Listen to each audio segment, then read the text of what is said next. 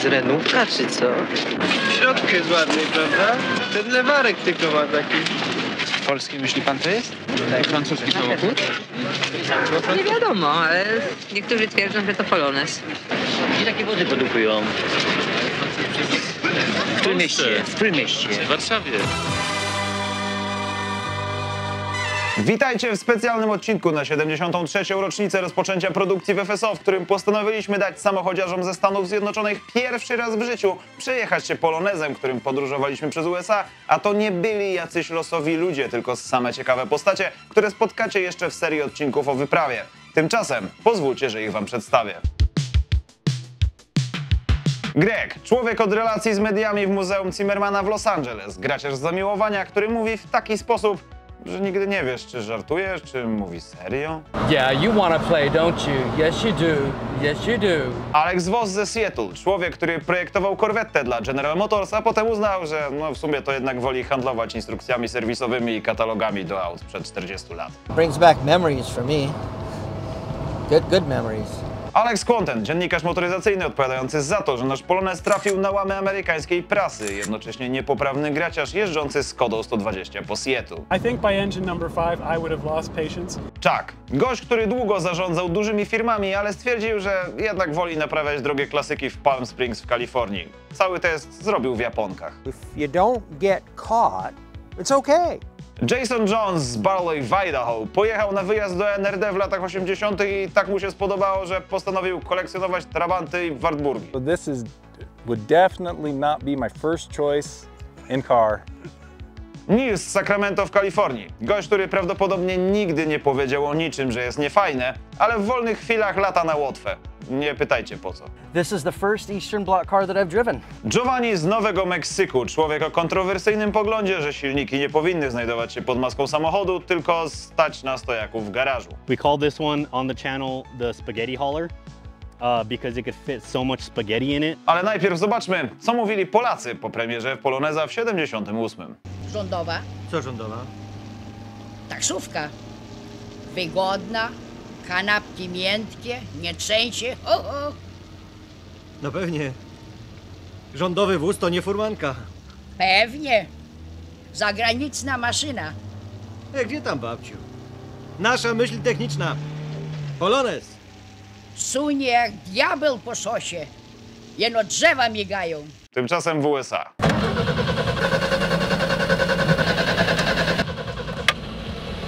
Starts up nice and easy. And you're driving this to Panama.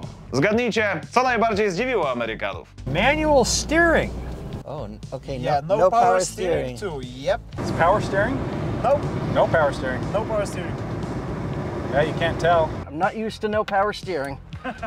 Jak tak sobie jadę tym freewayem przez Amerykę, to oczywiście widzę milion reklam, żeby zadzwonić do prawnika w razie wypadku.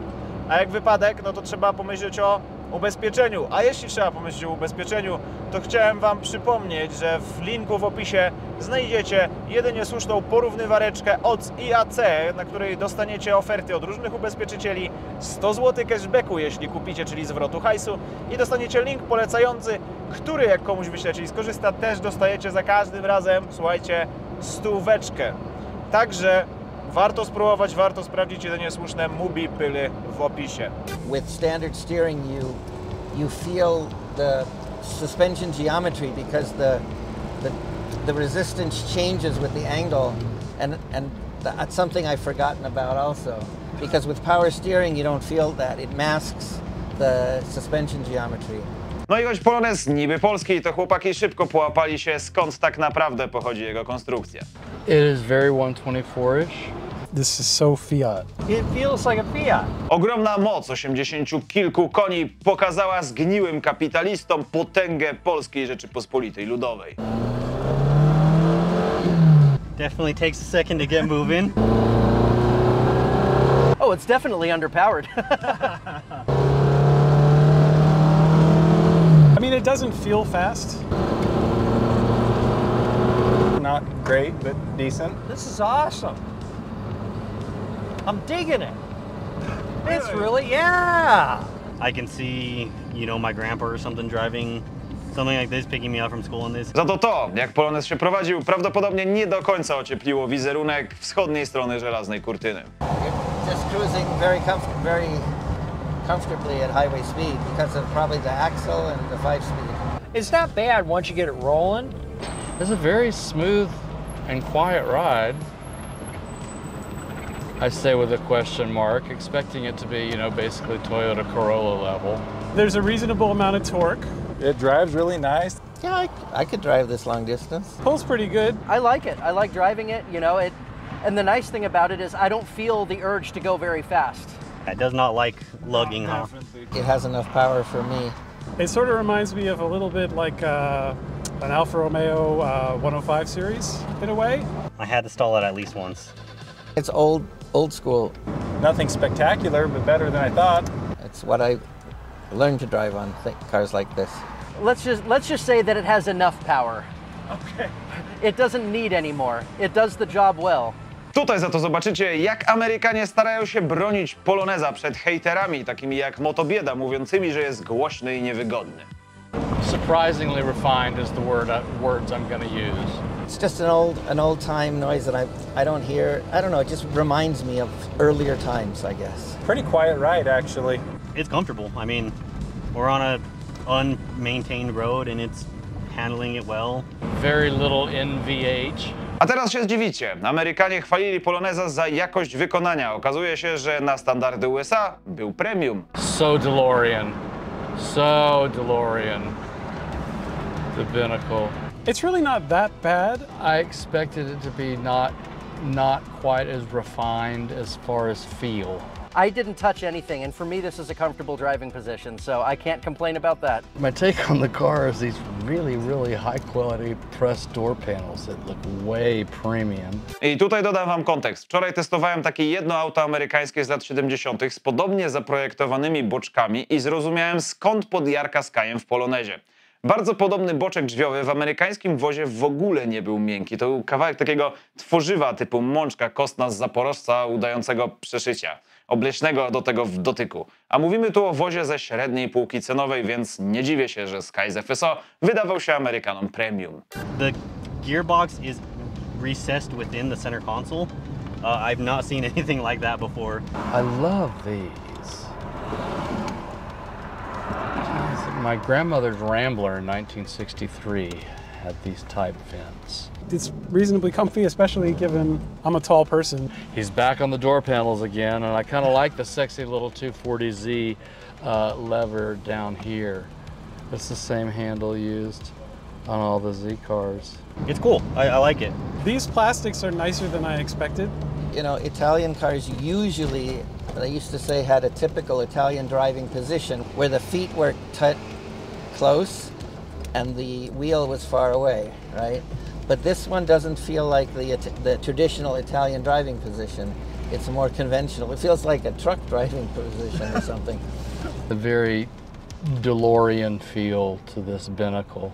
This clock is really cool. I love that. There are some American cars from the 1970s where the plastics are much worse than this. Nice long place for you to put your Camels and your .45 revolver and you know, the things you need as you're driving a car all over the world, right? I'd drive one of these, except there's no air conditioning. If you've ever been in a Ford, like an original Ford Maverick or Mercury Comet from the 70s, the plastic in those interiors feels really brittle and very cheap. This feels a little bit nicer than that. Now, if they were asking me in design, I would have put the switches over here and had the AC over here. The layout's decent. These stalks are a little far away, but that's fine. Yeah, I mean, I don't think it's really all that bad. Niektórzy hejterzy w Polsce mówią, że wybierak biegów i skrzynia w Polonezie są beznadziejne, a wóz w ogóle się nie prowadzi. Amerykańscy naukowcy udowodnili, że to nieprawda. Oh, nice tight turning cycle. Yeah, you need that shit in Europe. Front end's got some play. It's a little bit it's a little vague, but it's not terrible. Oh, hold on. Yeah, now you will see how the brakes work. Perfectly capable. It's not the most precise handler, no. Compare it to like early 80s American car. It doesn't drive that much differently? You can definitely feel more of the car because of the lack of power steering, the manual. Well, the clutch is easy and the gear shift is well defined. I mean, someone like my son would probably find it somewhat agricultural. This feels really, really nice. Really, really nice. Let's see how it does. Stop it real short. Okay, they're a little weak, they're not terrible. You need to give it a little more gas in that first gear. Yeah, definitely, and there is a big gap between the first and the second. Usually my first gear doesn't get you very far, and you got to be shifting into second. Very short gearbox. There's not much movement between the gears. There seems to be a pretty big gap in the gearing between first and second. There's a big jump from second to third. Well, I love it so far. You just, you know, every manual is different. They behave differently, and you just kind of got to get used to them. This is, I say, would be around where like a truck transmission would be. This is tight and smooth. You know, it feels similar to my, I had a 1986 Toyota Camry, and it feels very similar to that. It feels like a Fiat 125 or like an old Fiat. It's almost Toyota smooth. Feels a little bit like a truck, like a little truck. Is that such a bad thing? I don't know. W skrócie, Amerykanie wypowiadali się o Polonezie pozytywnie, mocno orając tego prostaka motobiedę, który krytykował nasz polski samochód. We do grades in school from A to F. Oh yeah? A is the best. I give it a C minus on looks. Okay. And I give it a B. B on how it drives. Really? Yeah. Way better than the DeLorean. Way better. Adorable. It's cool. I can see why you guys are into this. It is a practical and functional car that does what it's supposed to do, you know, without giving you too much or too little. But I don't feel like there's anything to be ashamed of in this car. It might not be exciting, but I think there's something aesthetically pleasing about it. It's just it's a car. No one tried to make it anything more than that, and I kind of like that. Yeah, I mean, it's just a typical family car. Like, I don't see anything out of the ordinary as far as this goes. This is now an almost 50-year-old design, and it's based on an even earlier design. So I feel like a car that can hold up reasonably well after all that time. It sort of speaks to a fundamental strength of the design. Nothing spectacular, but better than I thought.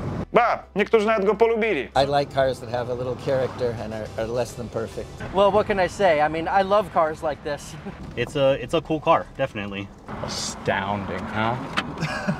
A wszystko to można podsumować jednym zdaniem. What's your final opinion, if you have any final thought on that? I don't have a final opinion. It's, you know, life's complicated.